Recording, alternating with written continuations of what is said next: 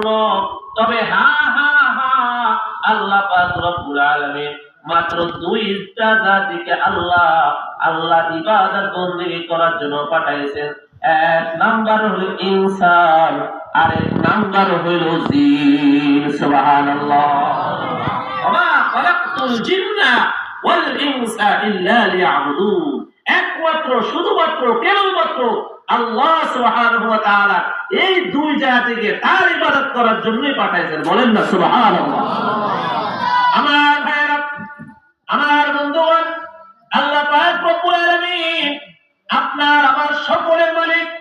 সব পৃথিবীর মুখে যত মানুষ আছে, যত বর্ণের মানুষ আছে, যত ধর্মের মানুষ আছে, সমস্ত ধর্ম বর্ণ সকলের মালিক একমাত্র শুধুমাত্র আল্লাহ। সুবহানাল্লাহ বলে। আল্লাহ পাক রব্বুল আলামিন বলেন, আলাস্তু বিরাব্বিকুম ক্বালু বালা।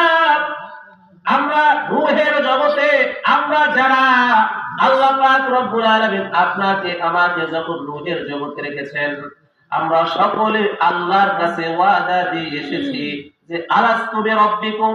আল্লাহ পাক রব্বুল আলামিন ঘোষণা করে শোনায় দেন, হে বান্দা বান্দি, আমি কি তোমাদের রব নই?